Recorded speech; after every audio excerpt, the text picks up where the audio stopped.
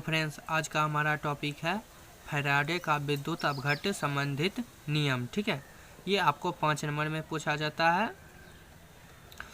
लेकिन देखो, ये 2022 है और यह लॉकडाउन भी लगा हुआ है। ठीक है, आपको इस बार ये VVI 5 नंबर में मानना ही होगा। ठीक है, हर हालत में ये पूछेगा 5 नंबर में, क्योंकि अब देखो लॉकडाउन है, डबल क्वेश्चन कर दिया। ठीक है, पहले पूछा जाता है था 5 नंबर में 4 क्वेश्चन। ठीक है, 20 मार्क्स का, लेकिन अब 8 क्वेश्चन पूछेगा। ठीक है, जिसमें से आपको 4 का ही जवाब देना है।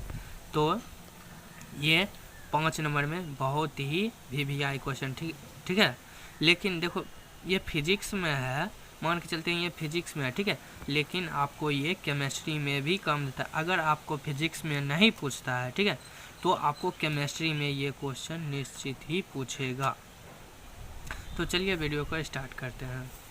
देखिए, फैराडे का विद्युत अपघट्य संबंधित नियम। ठीक है, अब नियम को किसने प्रतिपादित किया उसके बारे में पहले जान लेते हैं। ठीक है, तो देखिए, महान वैज्ञानिक फैराडे ने सन 1834 ईस्वी में, ये आपको ऑब्जेक्टिव में भी पूछ सकता है। ठीक है, विद्युत अपघट्य संबंधित नियम किसने दिया और कब दिया। ठीक है, तो इसका आंसर हो जाएगा फैराडे ने, और सन 1834 ईस्वी में। ये आपको ऑब्जेक्टिव भी पूछ सकता है।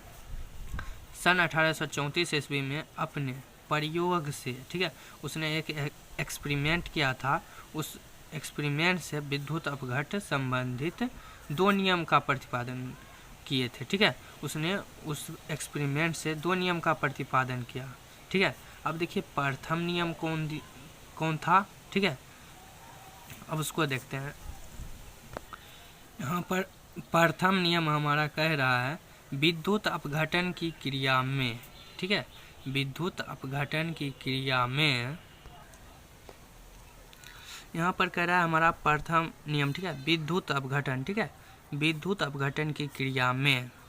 अब देखिए पहले समझते हैं विद्युत अपघटन किसे कहते हैं। ठीक है, उसके बाद हम प्रथम नियम को जानेंगे। ठीक है, यहाँ पर विद्युत अपघटन को समझना जरूरी है। ठीक है, अब देखो विद्युत अपघटन, ठीक है, मान के चलो कोई चालक है, जैसे कि लोहा। ठीक है, लोहा चालक है और वो द्रव अवस्था में। ठीक है, चालक जब द्रव अवस्था में रहता है और जब उसमें विद्युत धारा प्रवाहित करते हैं, ठीक है, विद्युत धारा जब प्रवाहित हम उसमें कर देते हैं तो उसके अणु जो होते हैं वो विघटित हो जाते हैं। ठीक है, विघटित हो जाते हैं यानी वो टूट जाते हैं। ठीक है, जैसे कि आप मान लीजिए जल। ठीक है, जल में जब हम धारा प्रवाहित करते हैं, विद्युत धारा, जल में जब हम विद्युत धारा प्रवाहित करते हैं तो वो हाइड्रोजन और ऑक्सीजन में टूट जाता है। ठीक है, जल में आप विद्युत धारा जब प्रवाहित करोगे तो ऑक्सीजन और हाइड्रोजन में टूट जाता है। ठीक है, यानी विघटित हो जाता है, उसे ही विद्युत अपघटन कहते हैं। ठीक है, तो विद्युत अपघटन आप समझ गए। तो देखिए विद्युत अपघटन की क्रिया में, ठीक है, किसी इलेक्ट्रोड पर मुक्त होने वाले पदार्थ का द्रव्यमान विद्युत अपघट्य में प्रवाहित आवेश के समानुपाती होता है। ठीक है, एक बार फिर से समझते हैं। विद्युत अपघटन की क्रिया में किसी इलेक्ट्रोड पर मुक्त होने वाले पदार्थ का द्रव्यमान विद्युत अपघट्य में प्रवाहित आवेश के समानुपाती होता है, अर्थात, ठीक है, Q समानुपाती M। ठीक है, अब देखिए यहाँ पर जैसे कि आप देख लीजिए ये चित्र को। ठीक है, इस चित्र को देखिए, जैसे कि ये है जल, हम लिए हैं, इसमें हाइड्रोक्लोरिक अम्ल प्लस और जल। ठीक है, इसमें यह इसका घोल है। ठीक है, अब इसको माइनस को कैथोड करते हैं, प्लस को एनोड कहते हैं। ठीक है, इसमें जब हम विद्युत धारा प्रवाहित करते हैं तो ये टूट गया। ठीक है, हाइड्रोक्लोरिक अम्ल और H2O जल में। ठीक है, अब जैसे कि ये चित्र बन गया है। अब देखिए यहाँ पर समझते हैं प्रवाहित आवेश के समानुपाती होता है, अर्थात Q समानुपाती M। ठीक है, अब देखिए Q समानुपाती M हो गया तो M समानुपाती Q हो जाएगा। ये तो होगा ही, क्योंकि देखो यहाँ पर Q अगर इसके समानुपाती में है तो M के समानुपाती भी तो Q है, तो इसको ही सिर्फ उल्टा करके लिखें। ठीक है, अब देखो M बराबर KQ। ठीक है, अब देखो के कैसे आ गया, मान लिए हम के फैराडे नियतांक है, ठीक है, हम उसके रिस्पेक्ट में के हम मान लिए हैं। आप चाहें तो जेड भी दे सकते हैं, कुछ भी दे सकते हैं, ठीक है, लेकिन हम के दिए हैं, ठीक है। अब देखो यहाँ पर Q बराबर एक फॉर्मूला होता है, ठीक है, Q बराबर IT, ठीक है, तो इसलिए यहाँ पर Q के जगह पर IT हो गया, ठीक है। अब देखिए यहाँ पर जहाँ के फैराडे नियतांक है, ठीक है। अब देखो विद्युत अपघटन का दूसरा नियम क्या कहता है उसको समझते हैं, ठीक है।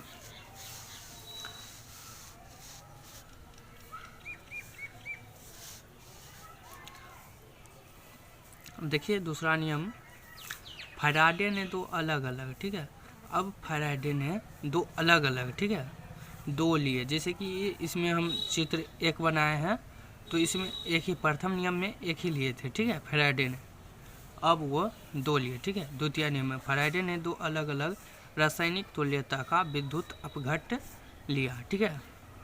अब यहाँ पर देखिए रासायनिक तुल्यता आ जाता है, ठीक है। अब रासायनिक तुल्यता किसे कहते हैं, अब देखिए यहाँ पर रासायनिक तुल्यता किसे कहते हैं, अब उसको समझते हैं, ठीक है। ये रासायनिक तुल्यता भी आपको 2 नंबर में पूछा जा सकता है, ठीक है। 2 नंबर में आपको पूछा जा सकता है कि रासायनिक तुल्यता से आप क्या समझते हैं, ठीक है।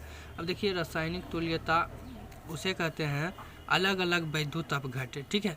अलग अलग जब वैद्युत अपघट्य होता है तो फैराडे नियतांक, जैसे कि हम यहाँ पर के लिए हैं, ठीक है, चाहे तो हम जेड भी ले सकते थे, एम भी ले सकते, कुछ भी ले सकते थे, इसीलिए अलग अलग वैद्युत अपघट्यों के लिए फैराडे नियतांक के या जेड, जिसे रासायनिक तुल्यता भी कहते हैं, यानी फैराडे नियतांक को ही रासायनिक तुल्यता कहते हैं, ठीक है।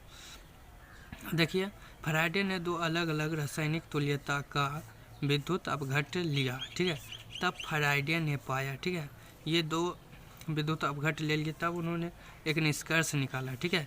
तब फैराडे ने पाया कि इलेक्ट्रोड पर मुक्त हुए पदार्थ का द्रव्यमान, ठीक है, इलेक्ट्रोड पर मुक्त हुए द्रव्यमान, प्रथम नियम में इलेक्ट्रोड पर द्रव्यमान मुक्त हो गया था, ठीक है। अब देखिए मुक्त हुए द्रव्यमान अपघट्य के रासायनिक तुल्यता के अनुक्रमानुपाती होता है, ठीक है। अपघट्य के रासायनिक तुल्यता के अनुक्रमानुपाती होता है। अनुक्रमानुपाती मतलब होता है समानुपाती, ठीक है। अब देखिए जैसे कि Z बराबर, अर्थात Z1 बटे Z2 बराबर M1 बटे M2, ठीक है, ये हो जाएगा। अब देखिए यहाँ पर ये क्रॉस गुना हो जाएगा तो फिर तो समानुपाती में ही आएगा, ठीक है, ये ऐसे हो जाएगा। तो देखिए Z1 M2 M1 Z2 हो गया, ठीक है। अब देखिए यहाँ पर जहाँ Z1 और Z2 क्रमशः M1 और M2 इलेक्ट्रोड पर मुक्त आयन के द्रव्यमान है, ठीक है, ये दोनों Z और M जो है वो इलेक्ट्रोड पर मुक्त आयन के द्रव्यमान है, ठीक है। तो आज भर के लिए बस इतना ही, मिलते हैं नेक्स्ट वीडियो में। अगर आपको समझने में कोई भी दिक्कत आता है तो कमेंट करिए, ठीक है, आप हमें व्हाट्सअप करिए, हम उसका सॉल्यूशन देंगे, ठीक है।